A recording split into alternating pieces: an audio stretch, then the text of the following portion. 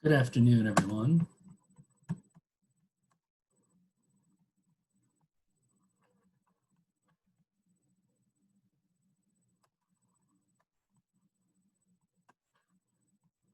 Here we go.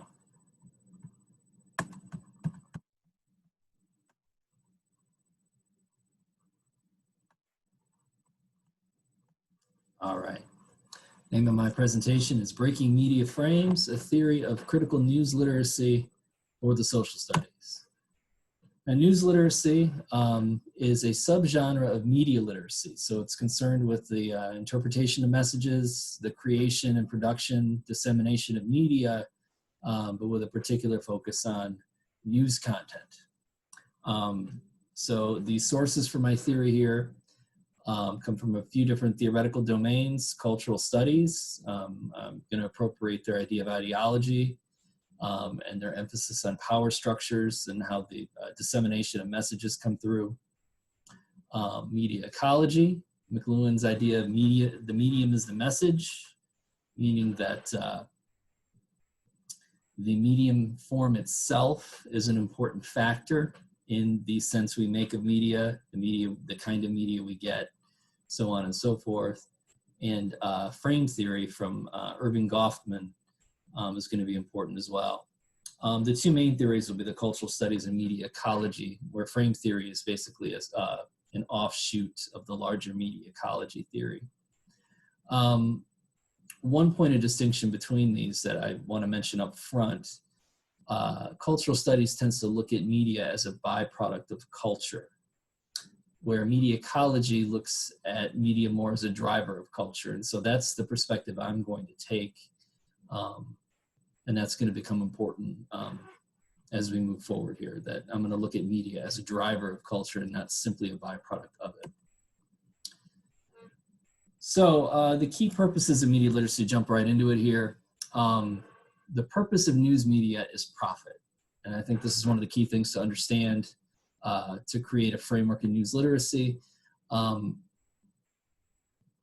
Media has always been profit-driven, news media, but it was once mediated by public interest laws in our society. We had the Radio Act of 1929, the Fairness Doctrine of 1949, and these things made, news media operate at least, somewhat in the public interest, even though they were turning a profit often.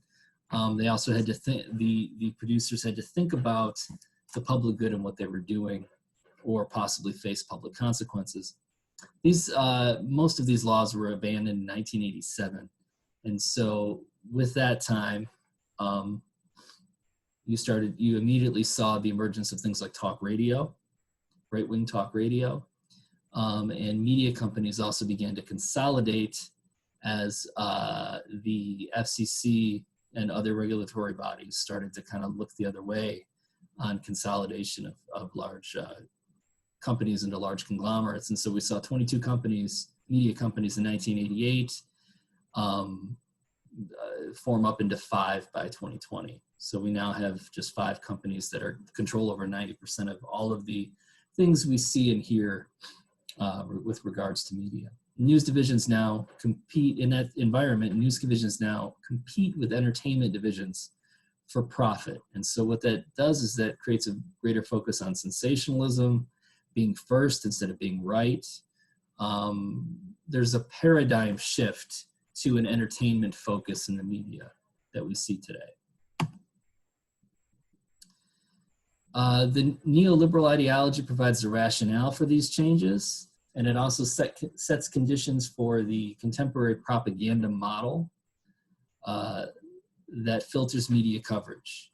And Herman and Chomsky talked about this in their famous book, Manufacturing Consent. There's a quote there talking about censorship being largely self-censorship. And so the reporters and everything don't need to get a lot of edicts about how to behave here, but they kind of have a shared structure of intelligibility about how they're supposed to report news and events, what's newsworthy, what's not. And this, according to Herman and Chomsky, is an important part, a participatory part of the propaganda model.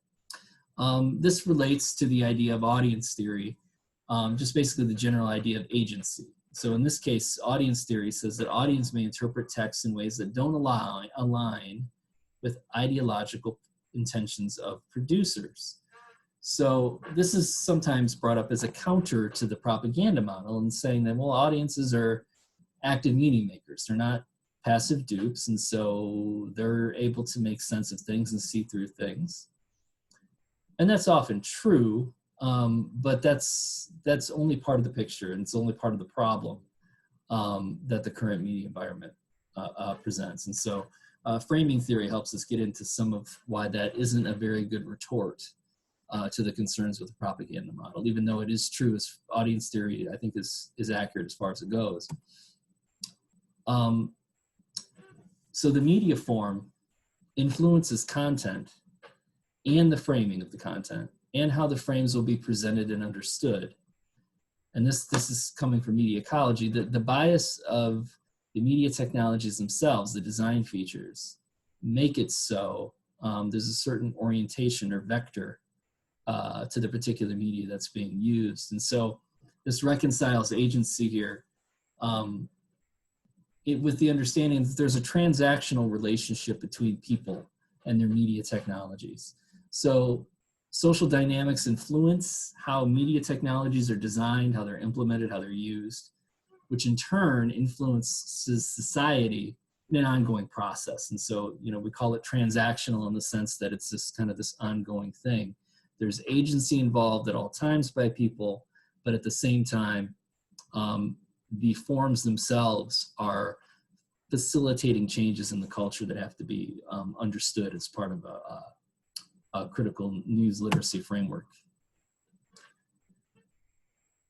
So this gets into the McLuhan and media ecology here. Media are extensions of the human senses.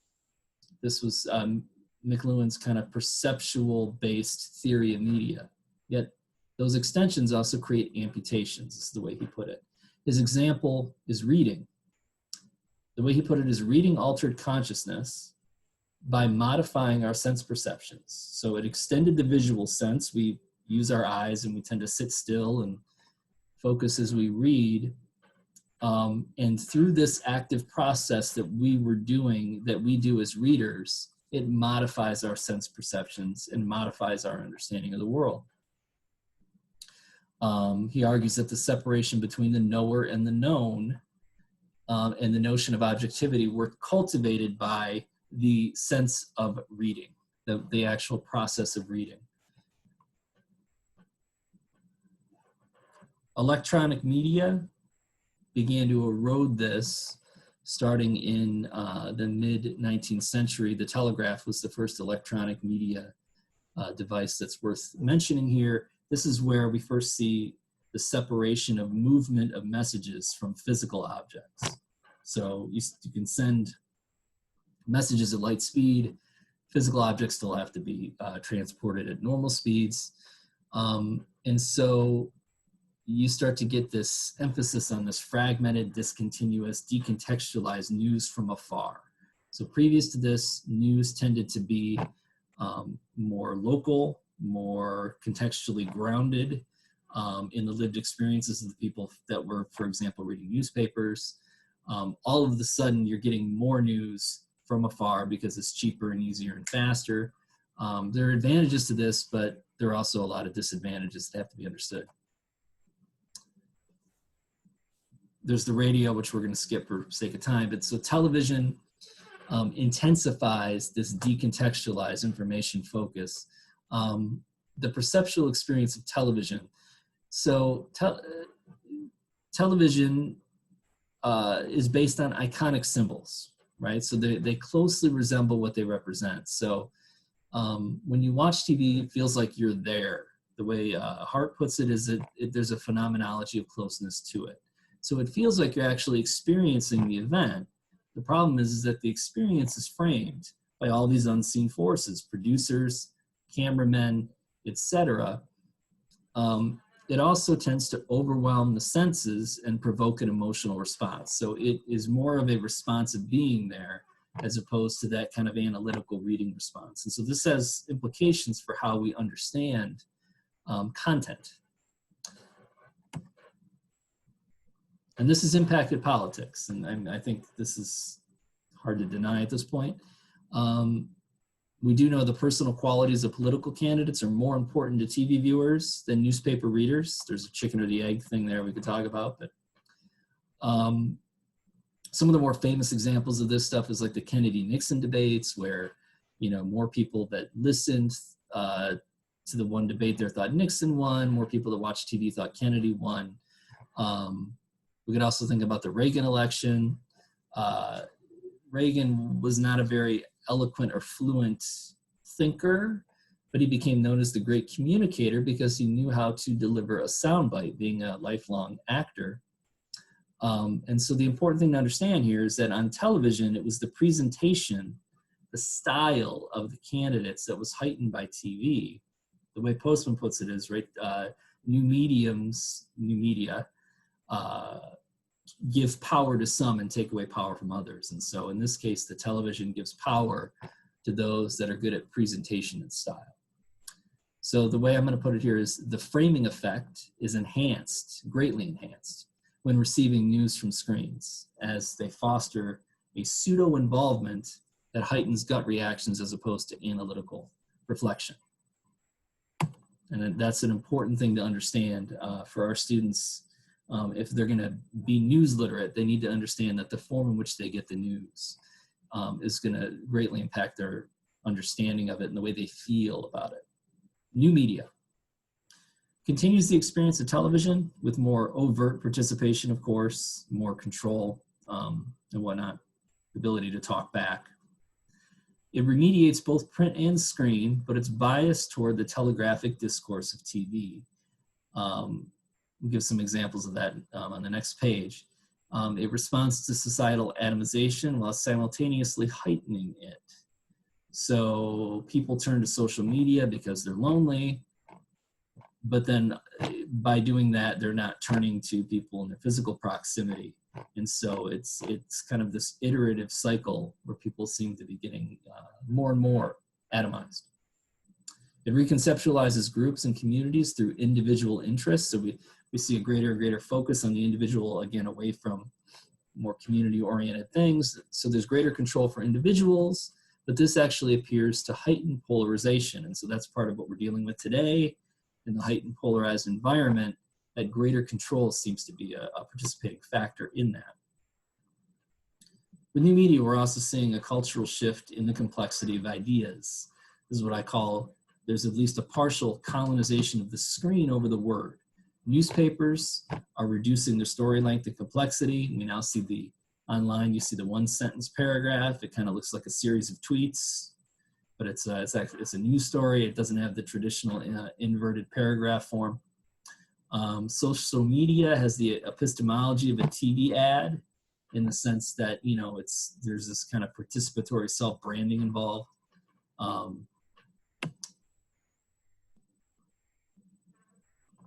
And so that's a bit about the medium here. Now, news media frame the range of political discussion.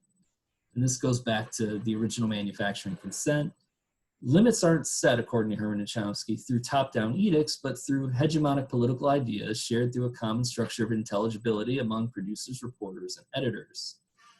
The thing is about this, it's been very evident recently, is this is often impervious to rational change or rational argument. We can think about universal taxpayer-funded healthcare or universal college. These are extremely popular programs, but they're covered derisively. They're covered as if they're unrealistic and not possible. And of course, we know that healthcare would actually save a lot of money to do it that way on a national level, but that's often not stated in the coverage of it. Those are just a couple examples. One of the key frames that frames political debate is the idea of electability. So we can look in the last couple elections about Bernie Sanders, for example. He was very popular. His positions were extremely popular. Yet he was positioned as extreme by the mainstream media. It's important to understand that, again, impervious to rationale, impervious to looking at polls, this frame is a kind of largely a preset order that's considered to kind of be common sense through editors and reporters and producers. Bipartisanship is another huge frame, very, very important. And this takes us into kind of the 2020 manufacturing of consent that Herman and Chomsky really didn't get to write about in their book from the 1980s. The bipartisanship frame foregrounds conflict. It ratchets up audiences for increased ratings, and Matt Taibbi writes about this in his book, Hating. We started to see in the late 90s the good guy, bad guy frame coming out of cable news. So this started with Fox News, the Clinton-Lewinsky scandals, where they really dropped this, where, Clinton was the bad guy and prosecutor Ken Starr, whatever, is the good guy coming to get him. We see this flipped on Donald Trump, a good 20 years later, when thinking about Russiagate, Mueller kind of being the knight in shining armor and Trump being the bad guy. So by the modern day now, we see that so-called liberal media has kind of caught up with conservative media in kind of applying these good guy, bad guy frames. And MSNBC, which was always at the bottom of the ratings for a very long time, when they really hopped on this frame of Trump and Russiagate, shot to the top of the ratings and was there for a few years. So it's paid off for them if their concern is, going back to the beginning, if their concern is profit rather than trying to adequately and accurately inform citizens. The electability maps onto the bipartisanship frame. So these are two really important frames. The most electable candidates fit most neatly within that constructed bipartisan consensus. So these are your moderates. Doesn't matter what any polls say about what would be moderate or popular, but who's moderate and who's extreme is determined by the pre-established frame. So components of a critical news literacy in the social studies, just kind of a brief summation here. This is the vision then is to kind of re-envision the social studies to really have more of a media focus if we're going to actually be able to understand news literacy and the media environment that shapes us today. So it begins with a historical examination of media. This could be embedded into regular history units with a focus on the social structures and social change in relation to the prevailing media technologies at that time. Beyond history, there could also be a broader exploration of science and technology studies with an emphasis on the relationship between technological and social change. Comparative exploration of media environments, examine how each medium affects perception and coverage, particularly in conjunction with market forces. So ideas like giving students time where they don't use a particular type of media, I call that a media blackout, and other exercises where they can kind of see how the various media affect them at a pre-reflective level and a gut level, as we talked about with the screen. And a contemporary examination of media, looking at social media, looking at the potential and the concerns about alternative media, and comparison with other nations' public and private media spheres to kind of see how our media environments measure up to what could possibly be different orientations there.